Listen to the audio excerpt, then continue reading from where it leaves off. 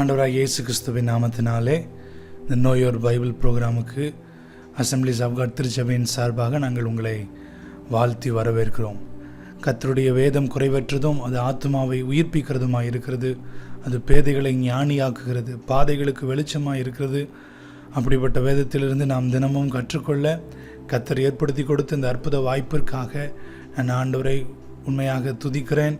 கர்த்தருடைய நாமம் மகிமைப்படுவதாக. ஒவ்வொரு நாளும் நாம் தியானித்து வருகிறபடி இந்த நாளிலும் விசேஷமாக இந்த கடந்த நாட்களிலே நாம் பெந்தெகோஸ்தே ஆராதனையை நாம் கொண்டாடினோம்.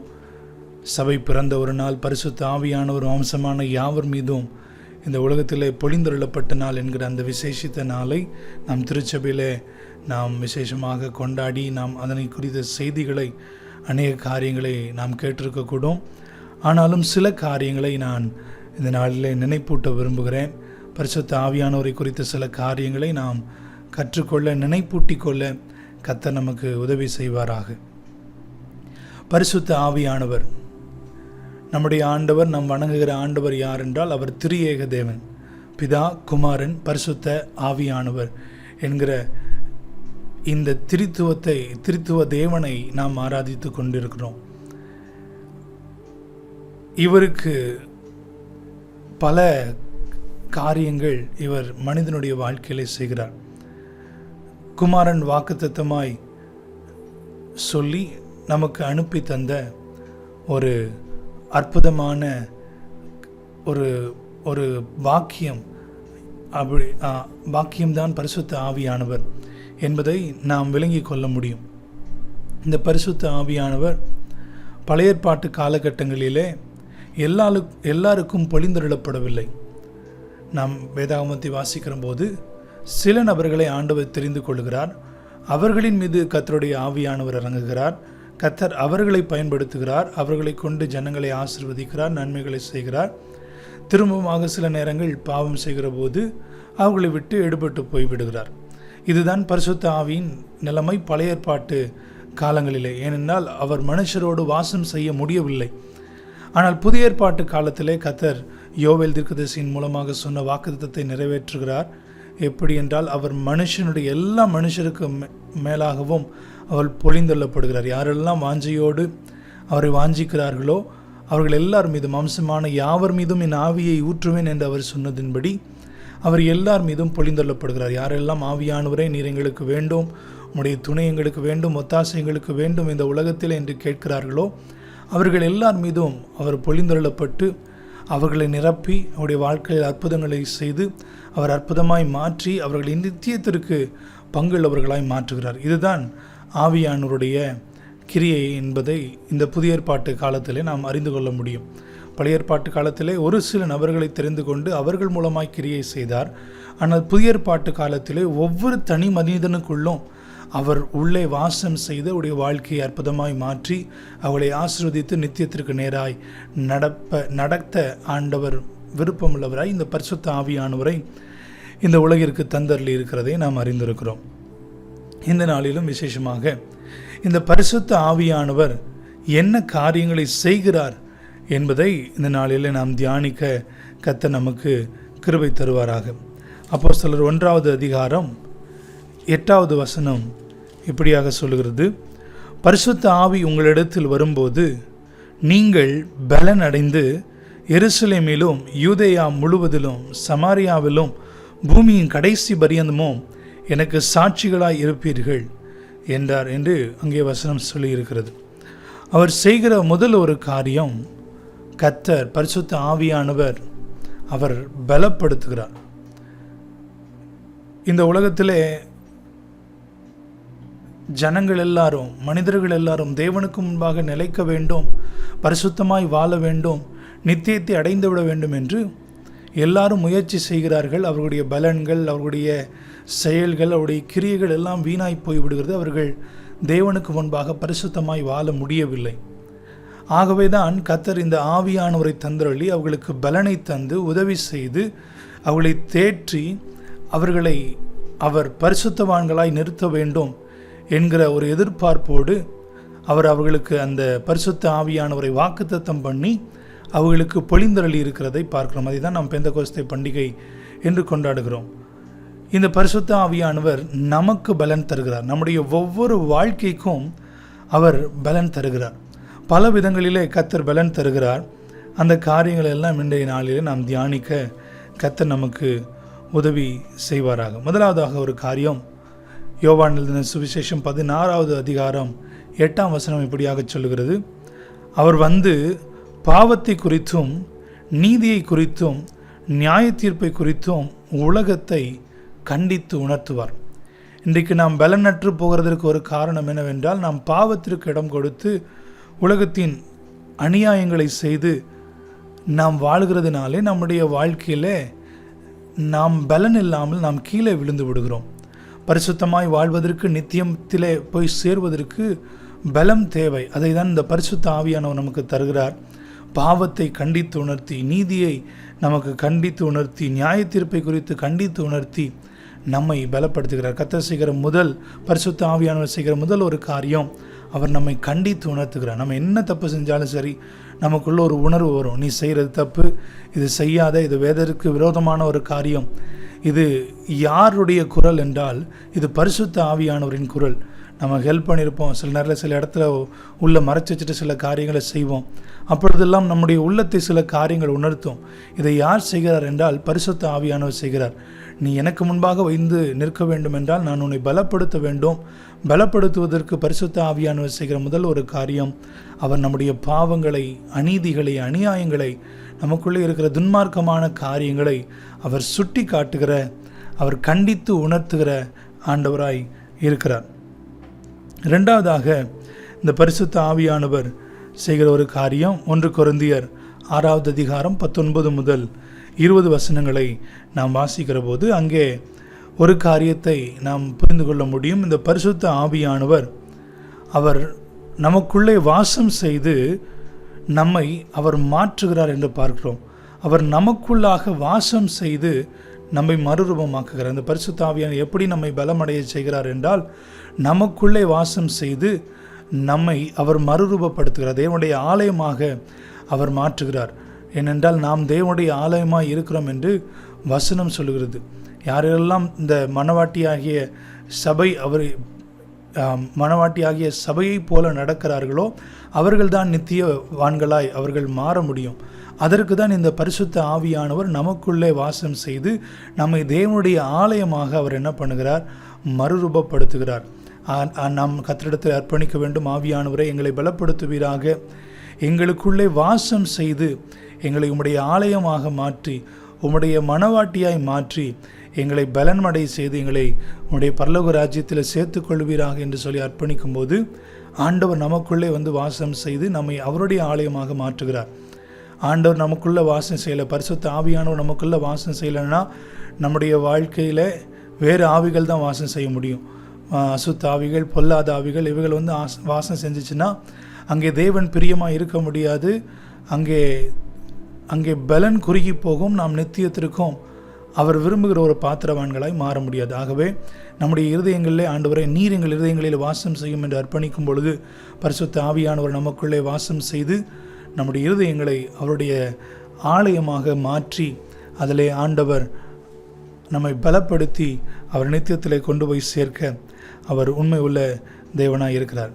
தீத்து 3வது அதிகாரம் 5ஆம் வசனத்திலே நாம் வாசிக்கிறபடி, கர்த்தர் நம்மை புதிதாக்குகிறார். பரிசுத்த ஆவியானவர் நம்மை புதிதாக்குகிறார். நம்முடைய வாழ்க்கையில் நாம் அநேக காரியங்களை தேவனுக்கு பிரியமில்லாமல் அசுத்தமாய் நாம் செய்திருக்கலாம்.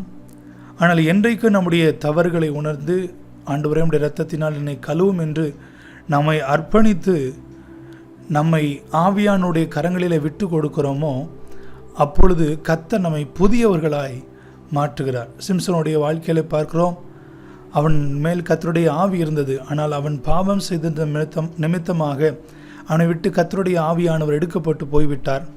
ஆனால் திரும்பமாக அவனுக்குள்ளே ஒரு உணர்வு வருகிறது, ஆண்டவர் இந்த ஒரு விசை மாத்திரம் என்று ஆண்டவரை நோக்கி கேட்கிறார். அவருக்குள்ளே கர்த்தருடைய ஆவியானவர் இறங்குகிறார்.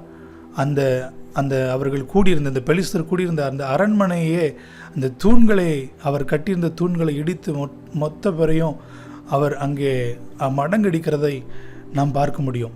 பரிசுத்த ஆவியானவர் அவனுக்குள்ளே வந்து புதிய பலனை தந்து, புதிய வல்லமைகளை தந்து அவனை மாற்றி அமைக்கிறதை பார்க்கிறோம். தாவீது அவர் கர்த்தருக்கு விரோதமாய் பாவம் செய்கிறார். அங்கே கேட்கிற, ஆண்டவரே உடைய நல்ல ஆவியை என்னிலிருந்து எடுத்துக்கொள்ளாது என்று சொல்லி தன்னை அர்ப்பணிக்கும் பொழுது கர்த்தர் அவனை திரும்பவுமாக மாற்றுகிறார். அவன் திரும்பவுமாக அப்படிப்பட்ட ஒரு பாவத்தை செய்யாத அளவிற்கு அவனுடைய வாழ்க்கை ஒரு அற்புதமான மாற்றத்தை அடைகிறது. இதெல்லாம் யார் செய்கிறார்? அவனுக்குள்ளே இருக்கிற பரிசுத்த ஆவியானவர் செய்கிறதை பார்க்கிறோம். பரிசுத்த ஆவியானவர் நமக்குள்ளே புதிதான காரியங்களை, புதிய வாழ்க்கையை நமக்குள்ளே அவர் செய்கிறார். நம்மை அவர் புதிதாக மாற்றுகிறார். இதுவரைக்கும் இருந்தது போல் அல்ல. நம்முடைய வாழ்க்கையை அர்ப்பணிக்கும் போது நம்மை எப்படி பலனடைய செய்கிறார் என்றால், நம்மை புதிதாக மாற்றி நம்மை பலனடைய செய்து நித்தியத்திற்கு நேராய் நம்மை நடத்துகிறார். இன்னொரு காரியம், யோவான் எழுதின சுவிசேஷம் 14வது அதிகாரம் 26வது வசனத்தில் வசனம் எப்படி சொல்கிறது? அவர் எல்லாவற்றையும் குறித்து நமக்கு போதிக்கிறார் என்று சொல்லப்பட்டுகிறது. யோவான் 14வது அதிகாரம் 26வது வசனத்தை நான் வாசிக்கிறேன். என் நாமத்தினாலே பிதா அனுப்ப போகிற பரிசுத்த ஆவியாகிய தேற்றரவாளனே எல்லாவற்றையும் உங்களுக்கு போதித்து நான் உங்களுக்கு சொன்ன எல்லாவற்றையும் உங்களுக்கு நினைப்பூட்டுவார் என்று வசனம் சொல்லுகிறதை பார்க்க முடியும். இந்த ஆவியானவர் செய்கிற இன்னொரு காரியம் என்னென்னா, அவர் போதிக்கிறார். அவர் நம்மை எப்படி போதிக்கிறார்? தேற்றரவாளனாக இருந்து நாம் சில நேரங்களில் இடறிடுவோம். சில காரியங்களை, கர்த்தருக்கு பிரியமில்லாத காரியங்களை செய்வோம். நாம் அவரை விட்டு தூரம் விலகி போவோம். இதனாலே நாம் பலவீனங்கள் அடையக்கூடும் ஆவிக்குரிய வாழ்க்கையில். ஆனால் பரிசுத்த ஆவியானவர் செய்கிற ஒரு காரியம், வேத வசனத்திலிருந்து அவர் நமக்கு சில காரியங்களை, நாம் கேட்டவைகளை, நாம் படித்தவைகளை, நாம் அறிந்து கொண்டவைகளை, நாம் தியானித்தவைகளை அவர் எடுத்து நமக்கு போதிக்கிற ஆண்டவராக இருக்கிறார். பரிசுத்த ஆவியானவர் செய்கிற இன்னொரு காரியம் என்னன்னா, அவர் எடுத்து அவர் போதிக்கிற ஒரு காரியத்தை நம்முடைய வாழ்க்கையில் அவர் செய்கிறதை நாம் பார்க்கிறோம். நாம் சில நேரங்களிலே நம்மை அறியாமலே சில காரியங்களை செய்யக்கூடும். செய்ய வேண்டும் என்று செய்திருக்க மாட்டோம். ஆனால் யதார்த்தமாக சில காரியங்களை நம்ம செய்ய போவோம். ஆனால் அந்த நேரங்களில் பரிசுத்த ஆவியானவர், நீ செய்வது தவறு, இது கர்த்தருடைய வேதத்துக்கு புறம்பானது, இது ஆண்டவருக்கு பிரியமில்லாது என்று சொல்லி அவருடைய சத்திய வசனத்திலிருந்து காரியங்களை நமக்கு எடுத்து போதிக்கிறவராக இருக்கிறார். பரிசுத்த ஆவியானவர் செய்கிற இன்னொரு காரியம், அவர் நம்மை சகல சத்தியத்திற்குள்ளும் வழி நடத்துவார் என்று சொல்லி வசனம் சொல்லுகிறதை பார்க்கிறோம். இன்னொரு காரியம் என்னென்றால், அதே ரோமர் 8வது அதிகாரம் 26ஆம் வசனம் இப்படி சொல்லுகிறது, அந்தபடியே ஆவியானவரும் நமது பலவீனங்களில் நமக்கு உதவி செய்கிறார் என்று வசனம் சொல்லுகிறது. நம்ம எல்லாருக்கும் ஒவ்வொரு பலவீனங்கள் உண்டு. சில நேரங்களில் நம்முடைய பலவீனங்கள் கோபமாக இருக்கலாம், இல்லை சில இயலாமைகளாக இருக்கலாம். என்னால் இது முடியல, எனக்கு இது வரலை, எனக்கு அது செய்ய முடியலை, அது முடியலன்னு சொல்லி நம்மால் செய்ய முடியாத சில காரியங்களை பரிசுத்த ஆவியானவர் நமக்காக என்ன பண்ணுகிறார்? செய்கிறார். நம்முடைய திராணிக்கு அப்பாற்பட்டவைகள், நம்முடைய செயல்திறனுக்கு அப்பாற்பட்டவைகள் சில நேரங்களிலே நம்மால் செய்ய முடியாமல் இருக்கும்.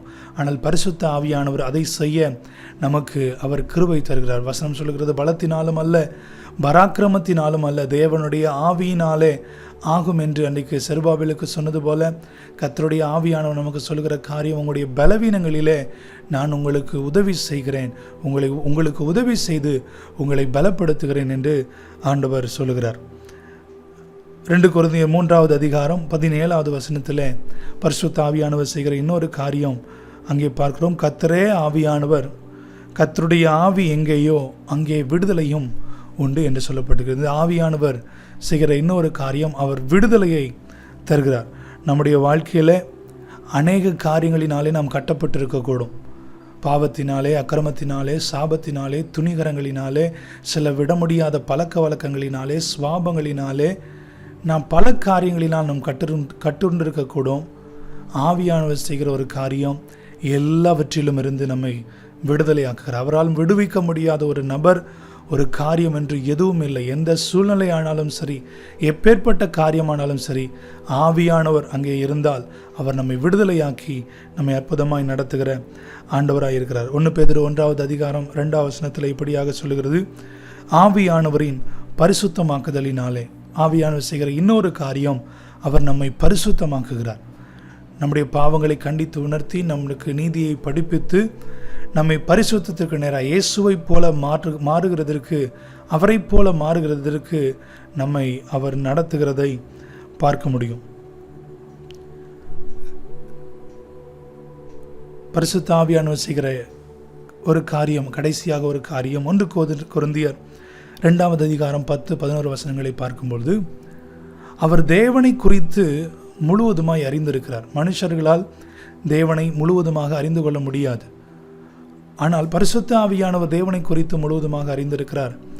ஆகவே தேவன் எப்படிப்பட்டவர் என்பதை நமக்கு அவர் கற்றுக் கொடுத்து நம்மை பலப்படுத்துகிறார்.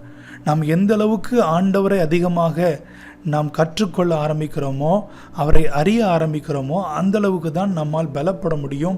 நம்மால் ஒரு கிறிஸ்தவ வாழ்க்கையை வெற்றியுள்ள வாழ்க்கையாய் வாழ முடியும். அதற்கு இந்த பரிசுத்த ஆவியானவர் நமக்கு உதவி செய்கிறார். தேவனுடைய ஆழங்களை, மகத்துவங்களை, மகிமைகளை அறிந்திருக்கிற இந்த பரிசுத்த ஆவியானவர் நமக்கு அவரை வெளிப்படுத்தி நம்மை சரியான பாதைக்கு நேராய் அவர் நடத்தி செல்கிறார்.